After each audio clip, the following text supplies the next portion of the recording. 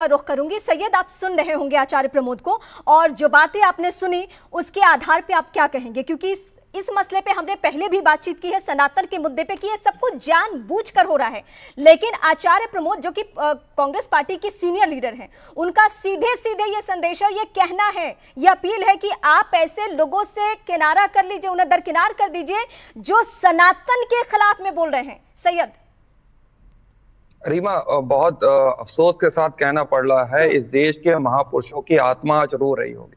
आज पंडित राम प्रसाद बिस्मिल और अशफाकुल्ला खां और ठाकुर रोशन सिंह, जिन्होंने एक थाली में बैठ करके खाना खाया और इस देश को आजाद कराने के लिए लड़ाई लड़ी, क्यों रो रहे होंगे? सनातन की बात हो रही है ना। इस देश की आजादी की लड़ाई के लिए यहाँ पे हर एक समूह ने, हर एक धार्मिक लोगों ने अपना जो है बलिदान दिया।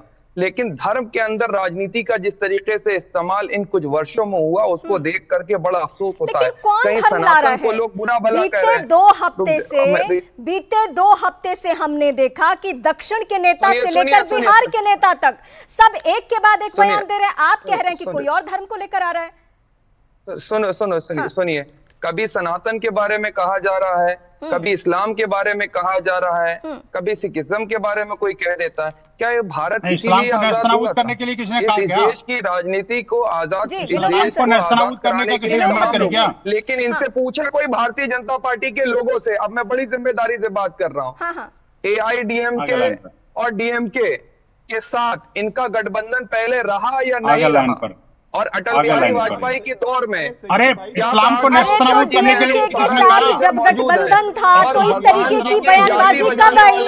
कब किसी ने सनातन को किसने डेंगू कहा? देने वाले अलाउ मी टू स्पीक। नहीं, मैं एक पॉइंट मेंशन कर रही हूँ, सिर्फ मैं एक पॉइंट मेंशन कर रही हूँ कि आपने कहा कि बीजेपी के साथ, कृष्ण के बारे में, बीजेपी के साथ ये गठबंधन में थे, गठबंधन के वक्त भी कभी भी नहीं डेंगू कहा गया। विनोद बंसल, आपसे मैं प्रतिक्रिया लूंगी। पेरियार की आइडियोलॉजी को, रीमा जी, इनको पेरियार वाले भक्तों को जरा साइड करो। आइडियोलॉजी क्या है लोगों को रीमा जी ऐसे नहीं बोल पाऊंगा। और क्या ये बात सच नहीं है? AIADMK का भी गठबंधन जिस पेरियार की आइडियोलॉजी को मानते हैं, उन्होंने अपना गठबंधन भारतीय जनता पार्टी के साथ खत्म कर लिया, और उससे पहले DMK के साथ गठबंधन भारतीय जनता पार्टी का रहा या नहीं रहा? सैयद जी, हमने आपकी बातें सुन ली, आपका पॉइंट सुन लिया। अब मुझे अपने और मेहमानों के पास भी जाना है। बढ़ावा देते हैं ये विनोद बंसल जी, आप अपनी बातें रखिए। नहीं है, अगर आप ये करने की कोशिश करते हैं, कंटिन्यू बोलने से ऐसा नहीं है कि सब कुछ सुनाई दे और सब कुछ समझ में आ जाए। सैयद, ऐसे नहीं होता है डिबेट, ऐसे नहीं होता है, प्लीज। मेरे 2 गेस्ट और भी हैं, विनोद बंसल, आप रीमा जी देखिए आचार्य प्रमोद कृष्ण बड़े विद्वान वक्ता हैं, और दुर्भाग्य है कि कांग्रेस के प्रवक्ता भी हैं, कांग्रेस के नेता भी हैं।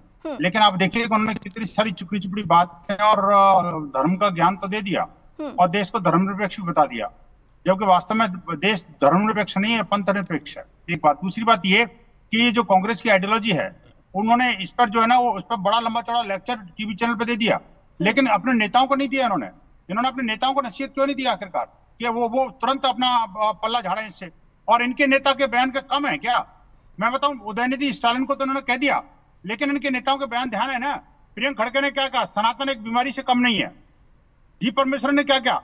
हनुमान जी की जाति किसने बताई? कौन है? भगवान श्री राम के बारे में, हनुमान जी के बारे में, को रोकिए प्लीज, मैं ऐसे बीच में नहीं बोलूंगा। हनुमान जी के बारे में क्या टिप्पणी करी, श्री कृष्ण जी के बारे में क्या कहा? भारतीय जनता पार्टी के अंदर आज मौजूद है, सनातन पर हमला करने की कोशिश कर रहे हैं। लोग भी भारतीय जनता पार्टी के साथ इनकी मानसिकता को क्यों इस तरीके के बयानबाजी कर रहे हैं? उनके ऊपर भी बात करिए ना, क्यों नहीं चर्चा करते हैं? आवाज को दबाना चाहते हैं। मैं आती हूँ आप दोनों के पास, मैं आप दोनों के पास आती हूँ।